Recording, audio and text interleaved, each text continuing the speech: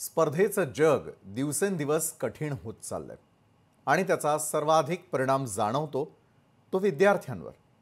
गुण, करिअर आणि पालकांच्या अपेक्षांच्या ओझ्याखाली अनेक जळ कोसळत असल्याचं दिसतंय। अभ्यासाच्या नावाखाली मानसिक ताण वाढतोय आणि या ताणाचा शेवट अनेकदा अत्यंत टोकाच्या निर्णयामध्ये परावर्तित होतोय। गेल्या काही महिन्यांमध्ये विद्यार्थ्यांच्या आत्महत्यांच्या घटना चिंताजनकरित्या वाढलेल्या आहेत। दबावाचा खेळ किती घातक ठरू शकतो हे या घटनांमधून स्पष्ट होत आहे। नुकतंच दिल्लीच्या राजेंद्र नगर मेट्रो स्टेशनवरून उडी घेऊन एका विद्यार्थ्याने आत्महत्या केली। तो मूळचा सांगली जिल्ह्यामधील ढवळेश्वर गावचा विद्यार्थी शिक्षणासाठी कुटुंबासोबत दिल्लीच्या राजीव नगर भागात राहत होता। सेंट कोलंबस विद्यालयामध्ये 10वी मध्ये शिक्षण घेत असताना सततच्या मानसिक छळामुळे आपण टोकाचं पाऊल उचलत असल्याचा आरोप या विद्यार्थ्यानं केला।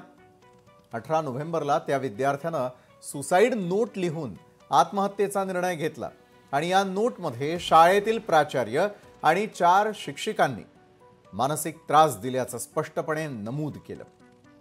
पोलिसांनी घटनास्थळी धाव घेतली, शौर्यला रुग्णालयामध्ये दाखल केलं, मात्र डॉक्टरांनी त्याला मृत घोषित केलं।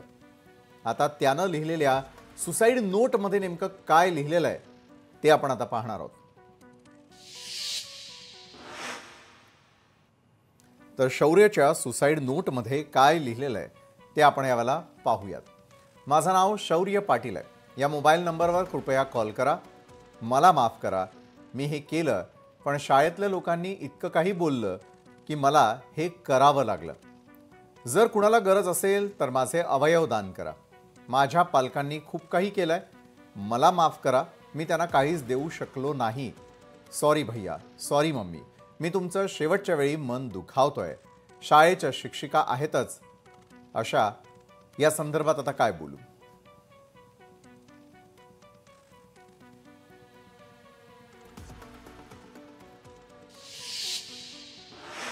इतकंच काय, तर गेल्या काही दिवसांआधी महाराष्ट्रात म्हणजे कल्याणमधून देखील अशीच एक धक्कादायक घटना समोर आली होती। सत्र परीक्षेत कमी मार्क्स मिळाल्यानं इयत्ता 8वीत शिकणाऱ्या 14 वर्षीय मुलीनं आत्महत्या केली होती। कल्याण पश्चिमेच्या रौनक सिटी या हाय प्रोफाईल सोसायटीमधून हा धक्कादायक प्रकार समोर आला होता। इमारतीच्या 19व्या मजल्यावरून उडी मारत तिनं आपलं जीवन संपवलं। ही संपूर्ण घटना सीसीटीव्ही कॅमेऱ्यामध्ये कैद झाली होती।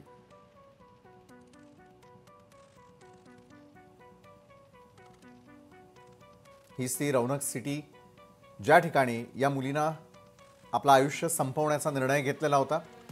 ज्या वेळेला ही संपूर्ण घटना घडली तिथे असलेल्या सीसीटीव्ही कॅमेऱ्यामध्ये कैद झालेली होती। आणखी एक घटना ज्या ठिकाणी विद्यार्थिनीनं आपलं आयुष्य संपवलं।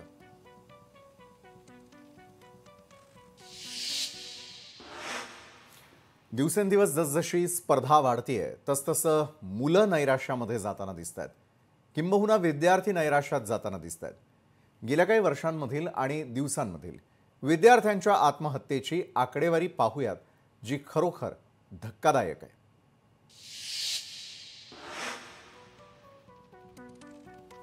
विद्यार्थ्यांच्या आत्महत्यांचं भयाण वास्तव आमचा रिसर्च काय सांगतोय। भारतात गेल्या वर्षात तब्बल 14,000 विद्यार्थ्यांची आत्महत्या झालेली आहे। 2023 मध्ये देशात 13,892 विद्यार्थ्यांची आत्महत्या। 2019च्या तुलनेमध्ये 2023 मध्ये विद्यार्थ्यांच्या आत्महत्येमध्ये 34% वाढ झालेली आहे।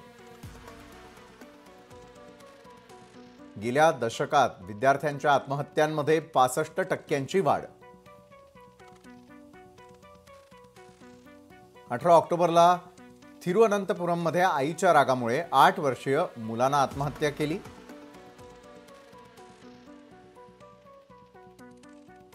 तर 18 नोव्हेंबरला शिक्षकांच्या जाचाला कंटाळून दिल्लीमध्ये विद्यार्थ्यानं आत्महत्या केली आहे। जालन्यामध्ये 13 वर्षीय विद्यार्थिनीनं शाळेच्या इमारतीवरून उडी मारून आपलं जीवन संपवलं। तर मुंबई लोकलमध्ये भाषेचा वाद झाल्यानंतर 19 वर्षीय अर्णव खैरेनं आत्महत्येसारखं टोकाचं पाऊल उचललं.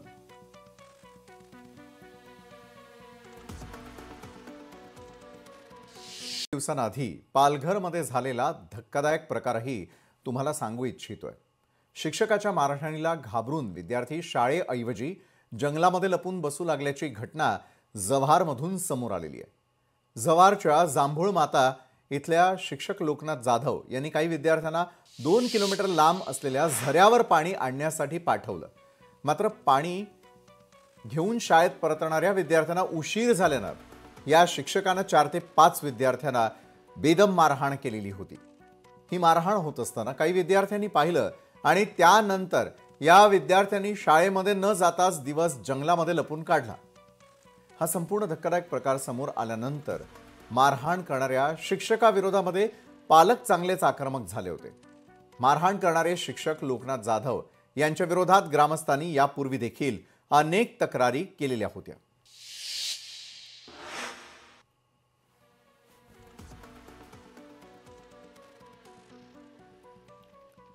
सध्या शालेय विद्यार्थी कुठकुठल्या समस्यांना सामोरं जात आहेत याचं भयान वास्तव दाखवणारा आजचा आमचा हा पहिला आणि महत्त्वाचा रिसर्च आम्ही आपल्यापर्यंत आणतोय, ज्यामध्ये काही गोष्टी स्पष्ट होताना दिसत आहेत की विद्यार्थी आणि विद्यार्थिनी असतील, शिक्षकांबरोबर त्याचबरोबर त्यांच्या शालेय जीवनातील समस्यांनी अक्षरशः ग्रस्त झालेल्या आहेत आणि आत्महत्येसारखं टोकाचं पाऊल ते उचलताना दिसत आहेत.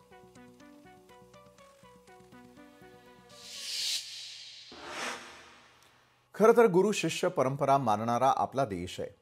शिष्याच्या उज्ज्वल भविष्यासाठी नेहमी आग्रही असलेले शिक्षक या आधीच्या अनेक पिढ्यांनी अनुभवले. मग आजच्या काळात गुरु शिष्य या नात्यातील पावित्र्य आणि आदर नेमकं कुठे हरपलाय असं वाटू लागलंय. खांद्यावरती हात ठेवून फक्त लढ म्हणा याचा विसर पडलाय का?